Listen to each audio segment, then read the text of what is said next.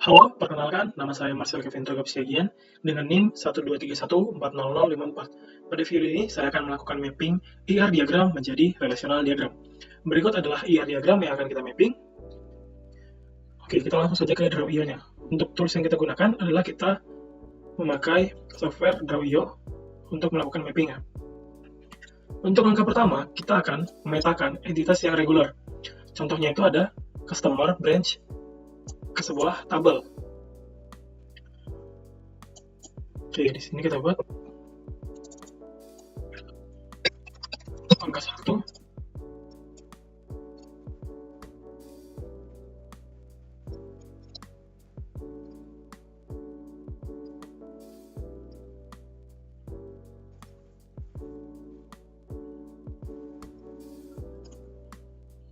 Oke, di sini untuk entitas regular berarti entitas yang hanya memiliki satu persegi panjang, yaitu ada customer, branch, loan, dan yang lainnya. Oke, kita akan mapping satu persatu.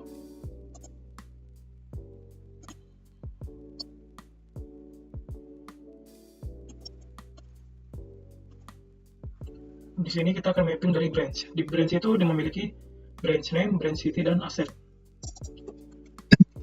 Branch name, city, branch name, branch city, kemudian asset. Branch. Nah, pada tabel branch ini yang menjadi primary key-nya adalah branch name. Maka branch name akan kita underline. Oke, kemudian kita lanjut ke tabel selanjutnya.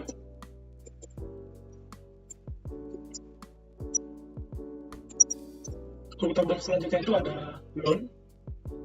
Kita ke loan dulu. Loan number, dan amount.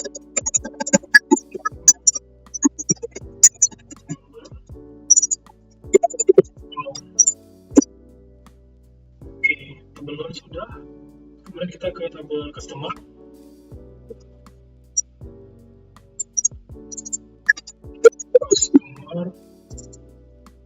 Tabel customer memiliki atribut customer ID, customer name, street, dan city. Customer ID, customer name, customer city, dan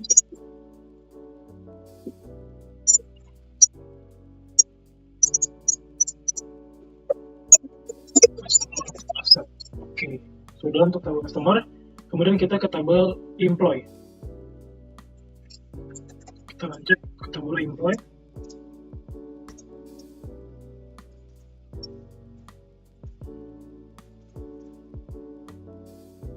Per tabel employee memiliki atribut employee ID, employee name, telephone number, start date. Untuk multi-value attribute akan kita mapping pada step yang ke-6. Jadi di sini kita mapping yang employee ID, employee name, telephone number, dan start date. Employee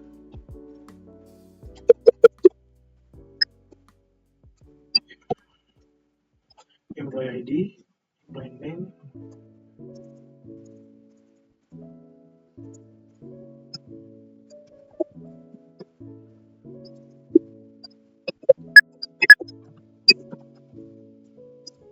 telephone number, dan start date.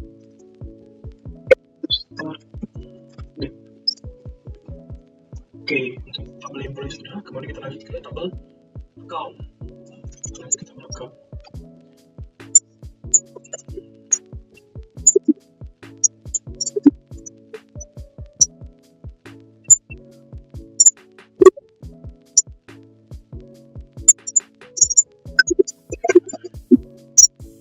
Untuk tabel account di sini memiliki account number dan balance.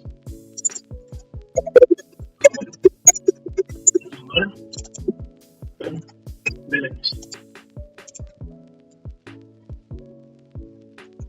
Kemudian kita lanjutkan dengan saving account dan checking account.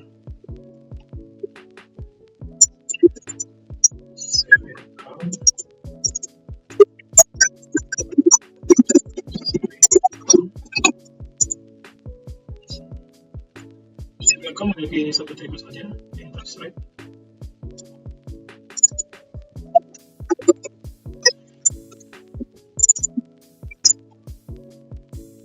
Kemudian check account memiliki overview umum.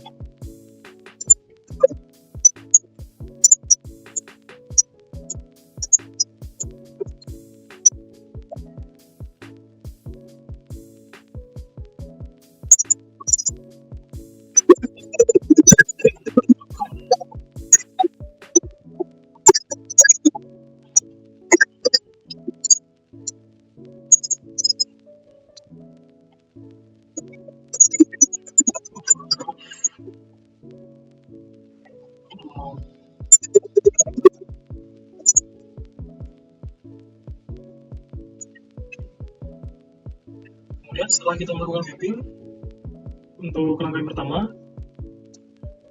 kita akan lanjutkan mapping langkah yang kedua. Di mana pada langkah yang kedua, kita akan melakukan mapping dari entitas yang lemah. Nah, di sini untuk entitas lemahnya itu adalah payment. Oke, di sini di copy dulu aja semua.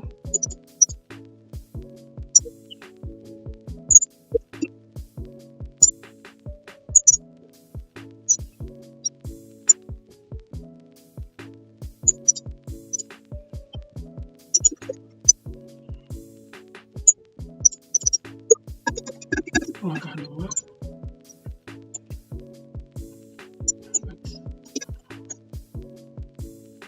oke, langkah 2-nya kita akan lanjutkan dengan mapping entitas lemah. Entitas lemah itu yang tidak punya primary key sendiri. Di sini dapat kita lihat yang tidak punya primary key sendiri itu adalah payment. Di sini dia tidak punya primary key melainkan foreign key gitu. Nah, jadi di sini payment akan kita masukkan sebagai entitas lemah pada langkah yang kedua. Untuk itu bisa kita buat di payment itu di bawah loan. Oke, untuk payment kita buat di sini aja. Payment memiliki payment number, payment date, dan payment amount.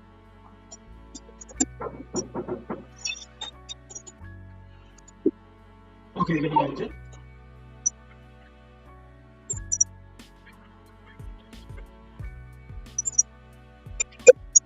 Payment.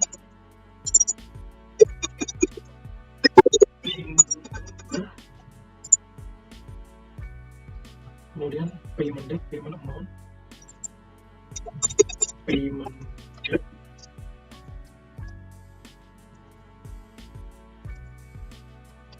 payment amount,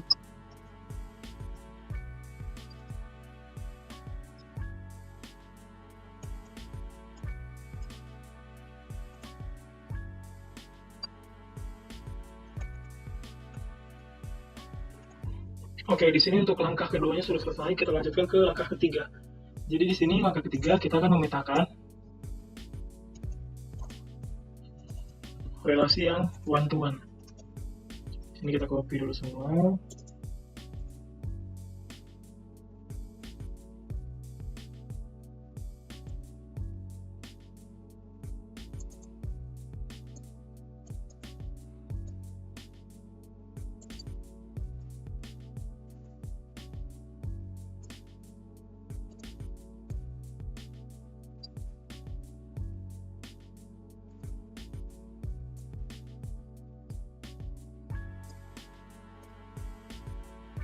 Pada langkah ketiga, kita akan memetakan relasi yang memiliki kardinalitas one to one. Nah, di sini kita melihat bahwa menggunakan panah yang tanpa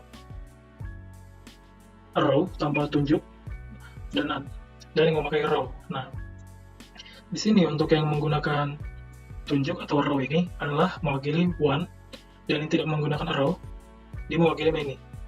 Nah, jadi di sini dapat kita lihat panah yang memiliki relasi atau entitas yang memiliki relasi one to one itu di sini tidak ada relasi yang memiliki kardinalitas one to one. Yang ada one to many, one to many, dan many to many. Seperti customer ini, many to many. Oke, kita akan lanjut ke langkah yang selanjutnya. Itu adalah langkah ke-4. Berarti kita langkah ke-4 sini. Untuk langkah ke-4 kita akan memetakan relasi binar dengan kardinalitas one to many. Kita akan menambahkan foreign key di tabel yang berada di sisi many, dan foreign key mengacu kepada primary key yang ada di sisi one. Nah, di sini dapat kita lihat one to many itu ada yang ada dari payment ke loan,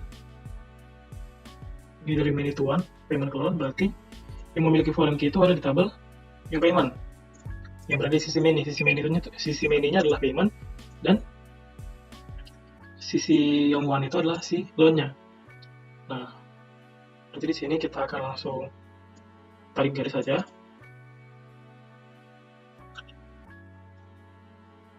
Payment.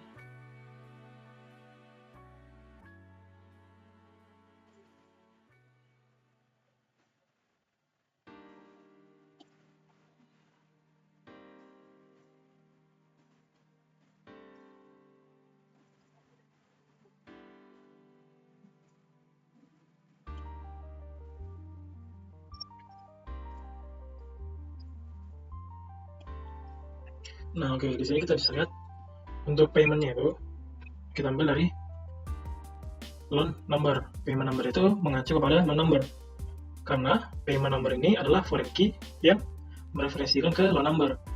Kemudian kita lanjut ke entitas lain. Di sini yang one to many itu ada branch dan loan. Branch-nya itu one, many-nya itu loan. Kita lanjut aja sini. Berarti yang memiliki foreign key itu yang di many, berarti di loan akan kita tambahkan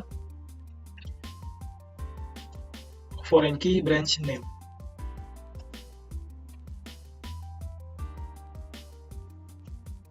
Di sini akan kita tambahkan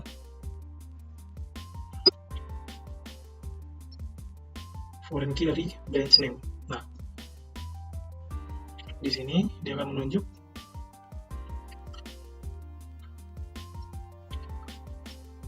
kemudian kita lanjut, branch dan loan sudah, kita lanjutkan ke one to many lainnya. Itu ada customer ke employee. Customer-nya yang ini, employee-nya yang one.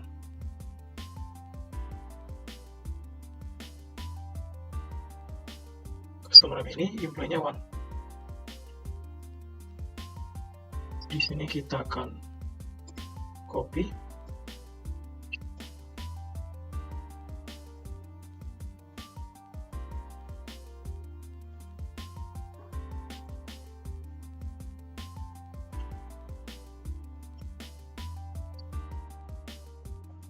Customer many, employee one. Jadi yang memiliki foreign key itu, yang akan ditambahkan foreign key adalah yang customer. Bentar, coba kita cek. Oke, ada di sini ada kesalahan sedikit. Jadi bukan yang di employee yang ditambahkan, melainkan yang di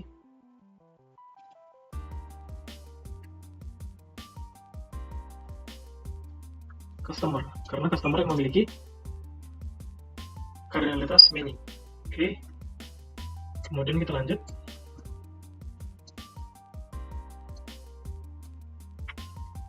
Yang lain yang memiliki entitas lain yang memiliki kardinalitas one to many, itu terakhir ada employee, yang mana dia memiliki entitas one bekerja sebagai manager, dan many-nya itu employee itu worker. Oke, di sini kita cek sudah tidak ada entitas lain, berarti terakhir memang tinggal yang employee. Oke, karena di sini employee dia adalah entitas yang memiliki relasi ke entitasnya sendiri, maka di sini akan kita tambahkan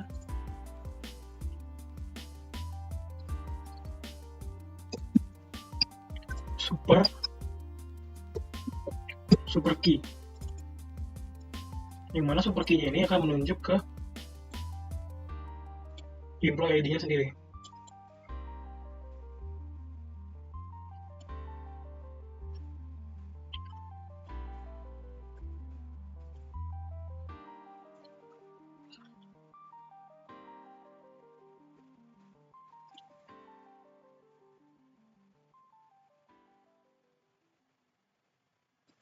Jadi di sini dapat dibaca dia employee itu banyak bekerja untuk satu manajer.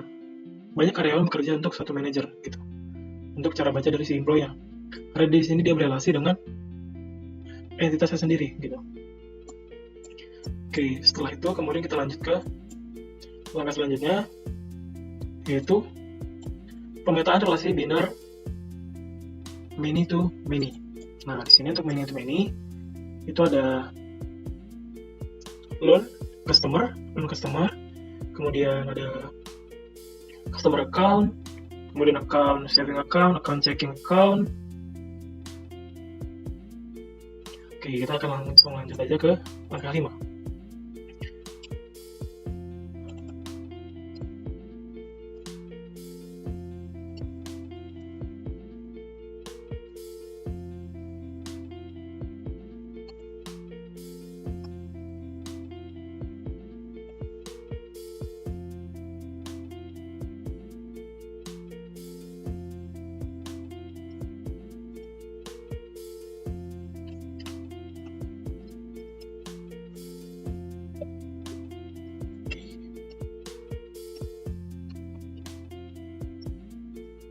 Pada langkah kelima, untuk memetakan relasi many to many, kita akan membuat tabel relasi baru yang isi tabelnya itu berupa foreign key ke masing-masing entitas dan atribut-atribut relasi jika ada gitu.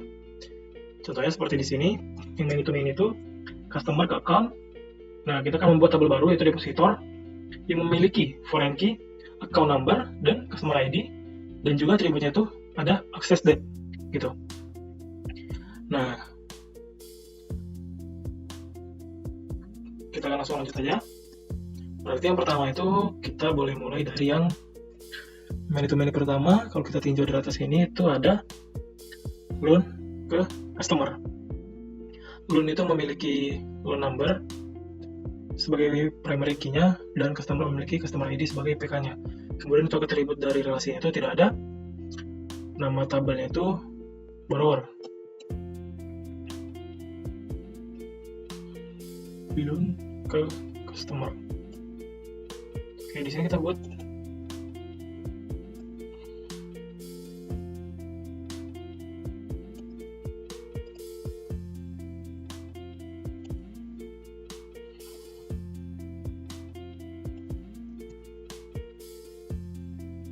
di sini kita buat loan number, customer ID, dan dia tidak memiliki ini.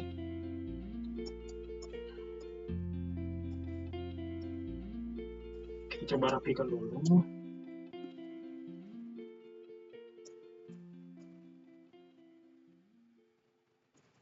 Oke, tadi namanya itu adalah, nama tabelnya itu adalah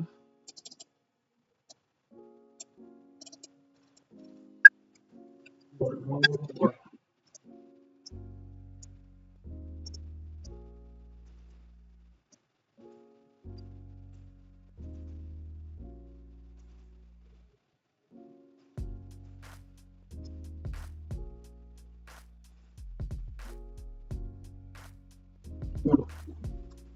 Kita ada sedikit kesalahan, kita harusnya ubahnya di langkah 5, bukan langkah 4.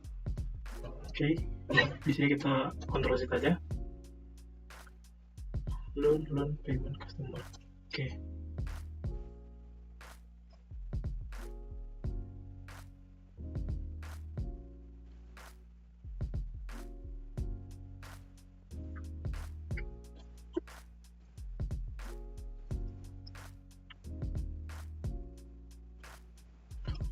Primary key-nya loan number, customer ID, dan dia tidak memiliki atribut tambahan. Oke, di sini untuk tabel borrower-nya sudah. Di sini untuk customer ID-nya, dia akan menunjuk ke primary key yang di customer, kemudian loan number-nya akan menunjuk ke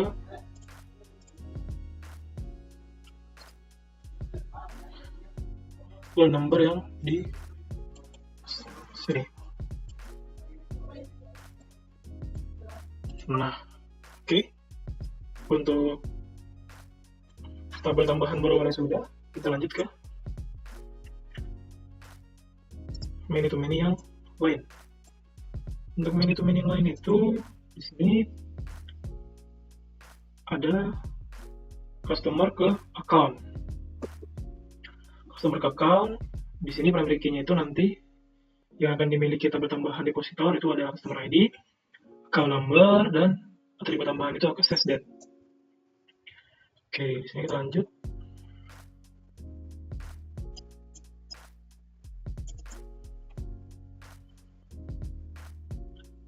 Account ya.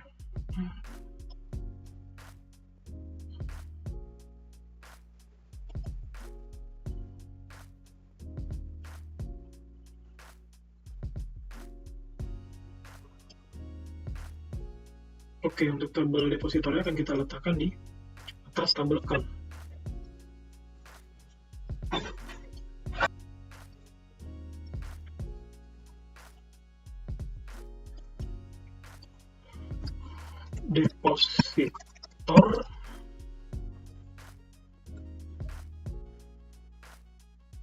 Depositor memiliki primary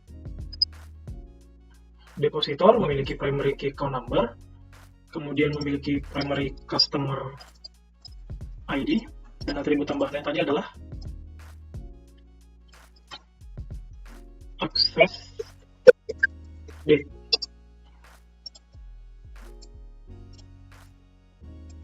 Nah, untuk account number ini akan menunjuk ke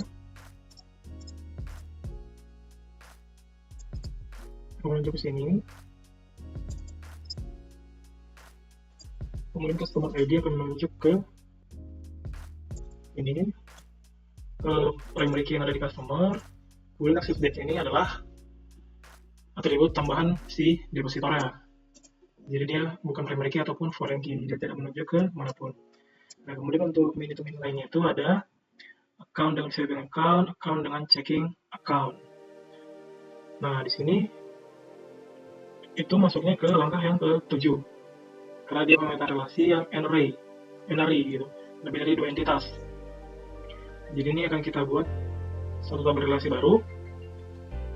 Tapi akan kita kerjakan nanti aja. Kita lanjut ke langkah yang ke-6 dulu.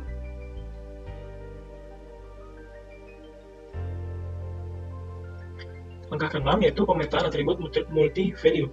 Atribut multi-value itu contohnya nomor handphone, nomor telepon. Di sini multi-value kita bisa dapat nomor telepon number, itu bisa dianggap sebagai atribut yang multi-value. Nah, untuk atribut multi-value nanti akan kita pecah menjadi tabel baru yang berisi foreign key yang menunjuk ke primary key di entitas induknya, gitu. Nah, di sini dapat kita lihat yang memiliki multi-value atribut itu adalah dependent name, kemudian nah untuk di sini itu hanya dependent name yang memiliki atribut multi-value, yang berupa atribut multi-value, dan di sini telepon numbernya itu hanya satu ellipse, berarti dia hanya memiliki satu value. Sedangkan dependent name ini memiliki double ellipse, yang berarti dia memiliki multi-value. Tapi sebenarnya kalau nomor telepon ini harusnya itu dia multi-value, karena satu orang bisa memiliki lebih dari satu telepon number. Oke, di sini kita lanjut langkah 6, berarti kita akan membuat tabel baru dependent name.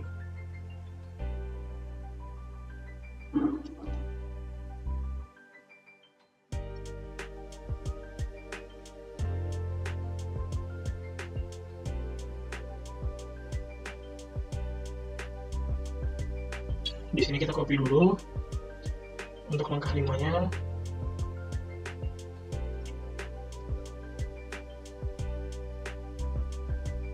Kemudian kita geser ke sini aja.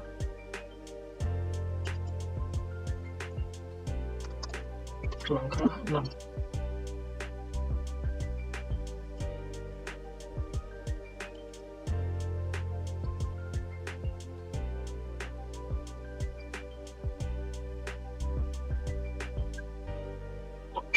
Di sini kita lihat dari ER diagram ini, dependent name, dia merupakan atribut dari employee, berarti akan memiliki primary key ke employee ID. Nah, di sini kita buat aja di atas ini.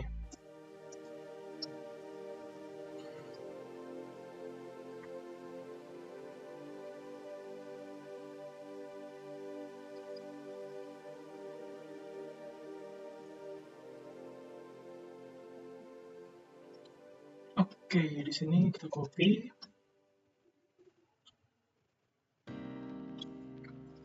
Di sini namanya saya buat dependent. Dia memiliki primary key itu maksud saya foreign key yang menunjuk ke employee ID. Kemudian yang ini adalah dependent name. Kita coba cek atas. Oke, dependent name. Nah, kita sudah selesai untuk langkah ke-6, yaitu dependent membuat tabel tambahan untuk yang multi value, yaitu dependent name, yang mana nanti dependent name-nya ini akan terisikan dan kemudian akan dimasukkan untuk data tabelnya ini yang dependent ke tabel employee, yang mana di sini dia dapat dilihat dari referensi atau tunjuk dari foreign key employee ID ke employee ID yang ada di employee. Oke, kemudian lanjut ke langkah yang ke-7. Karena di sini yang memiliki multi-value attribute itu hanyalah dependent name. Lanjut ke langkah ke-7 itu adalah pemetaan relasi n-array lebih dari 2 entitas. Buat satu tabel relasi baru, tabel berisi foreign key ke semua entitas yang terlibat. Kemudian bisa punya atribut tambahan, tapi di sini tidak ada atribut tambahan untuk ESA ini, ESA atau ISA ini, PK, primary key, tabel bisa berupa gabungan semua FK atau primary key. Oke, di sini akan kita copy dulu untuk langkah yang ke-7.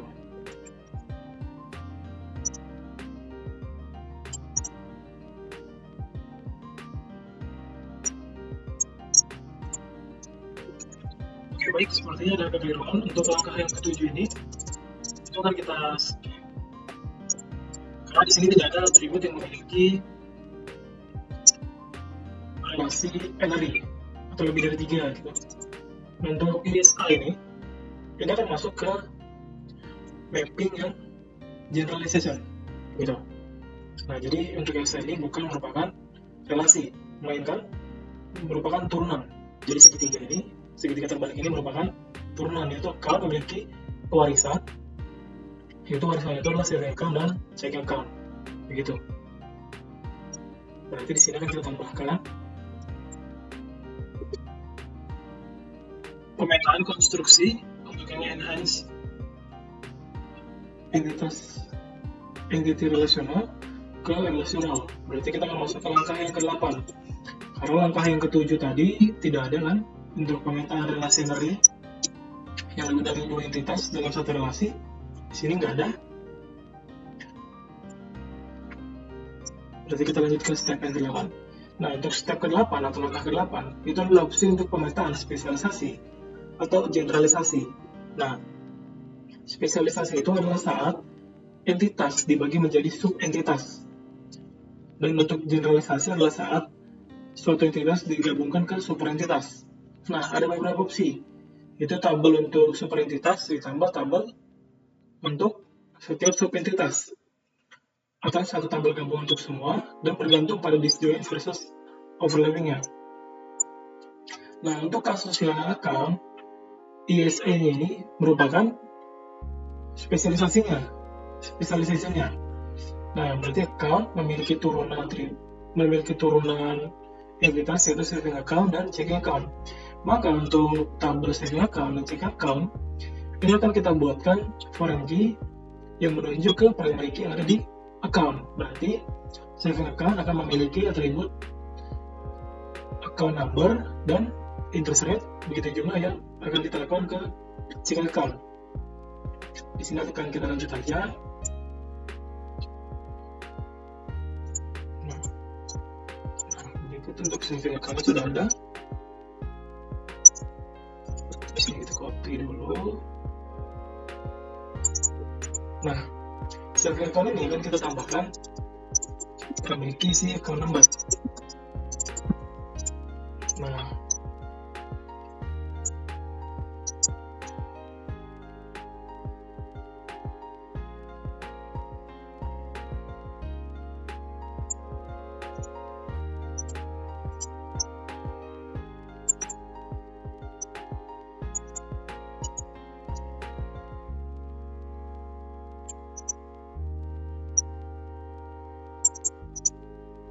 Nah,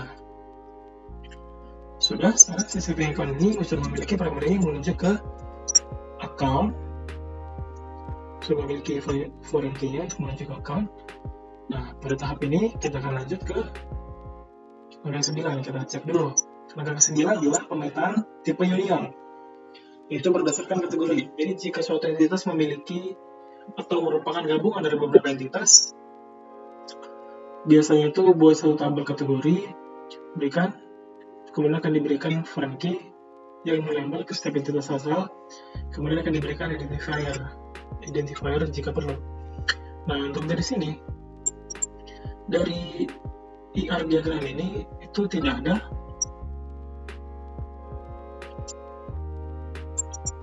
entitas yang union gitu, tidak ada yang satu kategori. Maka berarti kita akan selesai di langkah yang ke-8. Nah, berikut hasil dari pemetaan IR diagram menjadi relational diagram. Kita lihat di langkah 8 ini, yang mana di sini ada entitas branch memiliki primary key branch name, kemudian ada loan memiliki primary key loan number dan foreign key branch name yang akan menuju ke branch. Kemudian ada payment number yang akan menuju ke loan number, dan ada borrower, ini tabel tambahannya. Kemudian ada tabel customer, employee, dependent, depositor,